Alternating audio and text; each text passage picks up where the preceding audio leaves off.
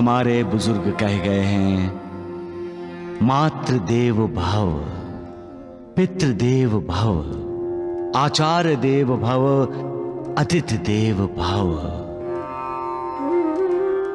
माता पिता गुरु, इन्हें हम भगवान का स्थान देते हैं, इनकी पूजा करते हैं। अतिथि को भी हम देवता समझते हैं,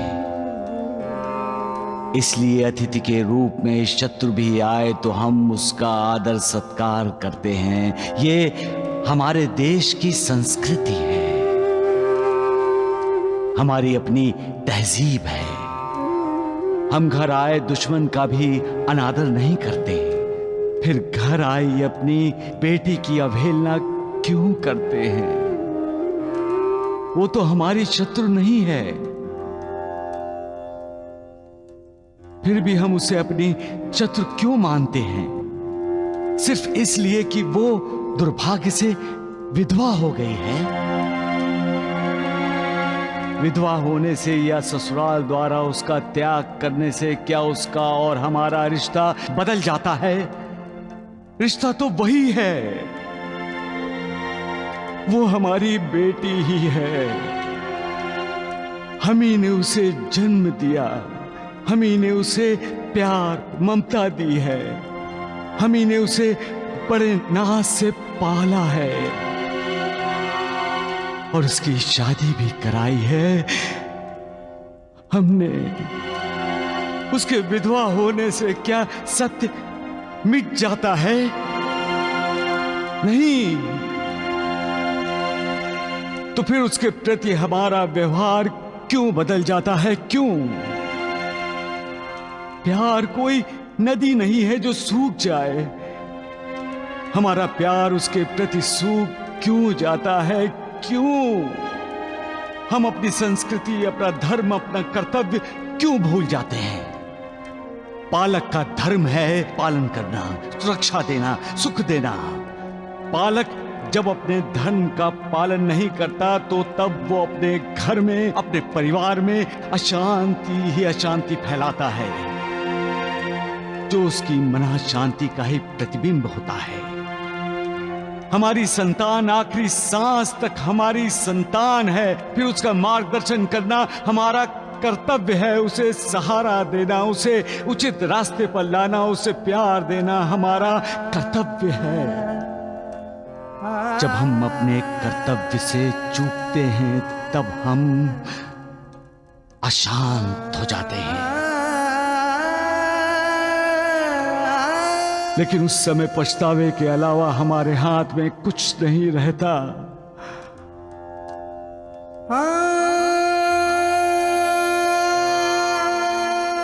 कुछ भी नहीं, कुछ भी नहीं।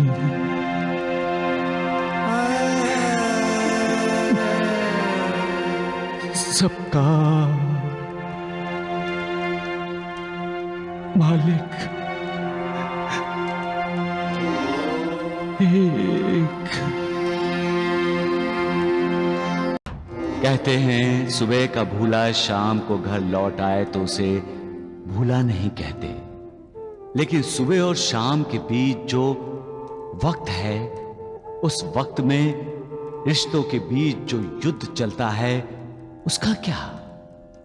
इस युद्ध में विश्वास की हत्या होती है, विवेक का गला घोटा जाता है, आचार विचार संस्कार सबको कारागार में डाल दिया जाता है। कई घायल होते हैं, कई घाव होते हैं। शरीर के घाव तो भर जाते हैं, लेकिन जो दिल पर घाव लगते हैं वो नहीं भरते। सुलह समझौता होने के बाद भी मरा हुआ विश्वास फिर से जिंदा नहीं होता।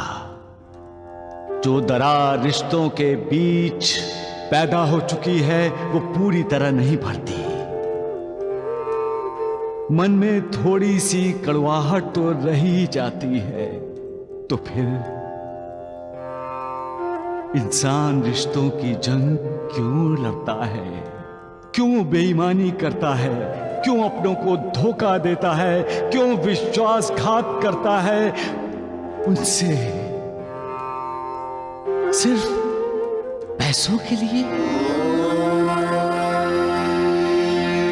सुबह का भूला शाम को घर लौटता है तो घर का वातावरण पहले जैसा नहीं रहता, ना पहले जैसे हालात रहते हैं, ना पहले जैसा प्यार मिलता है, और जो विश्वासघात करता है उस पर कोई विश्वास नहीं करता।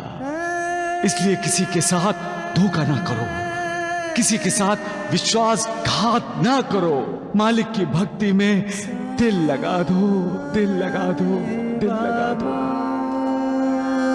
फिर ना मन विचलित होगा, बाबा साईं, ना ही मोह माया के आकर्षण में फंसोगे, और फिर तुम्हारा कल्याण ही कल्याण होगा। साईं बाबा सबका मालिक एक। तो मेरे प्यारे दोस्तों, मैं आशा करता हूँ कि अब आप लोग को मेरा यह वीडियो बहुत अच्छा लगा होगा और आप लोग इस वीडियो को देखने के बाद बहुत अच्छी तरह से समझ चुके होंगे कि आखिर साईं बाबा ने इस वीडियो में क्या समझाया और इस वीडियो में क्या उन्होंने बताया। जी हाँ दोस्तों, तो मैं आशा करता हूँ कि अगर आप लोग को मेरा यह वीडियो बहुत अच्छा लगा हो तो आप मेरे वीडियो को लाइक शेयर कमेंट जरूर कीजिएगा। और अंत में मैं संवाद कहना चाहता हूँ कि अगर अभी तक आप लोगों ने हमारे चैनल को सब्सक्राइब नहीं किया है, यानी आप हमारे चैनल पे नए आए हो, तो आप मेरे चैनल को सब्सक्राइब कर लो, साथ में बेल आइकन को दबा लो, ताकि मैं जब भी कोई लेटेस्ट वीडियो अपलोड करूँ तो उसे आप पहले से देख सको और कुछ नया सीख सको। क्योंकि मेरे प्यारे दोस्तों, मेरे इस चैनल का हमेशा से यही उद्देश्य रहा है कि आपके जीवन में जितने भी कष्ट आते हैं ना, उन सभी कष्टों को दूर करने में मदद करना। तो मेरे प्यारे दोस्तों, मैं आशा करता हूँ कि आप लोगों को मेरा यह वीडियो बहुत अच्छा लगा होगा। तो चलिए अपना वीडियो लास्ट करते हैं और मिलते हैं अगले वीडियो में। तब तक के लिए धन्यवाद। आप लोगों का दिन शुभ हो।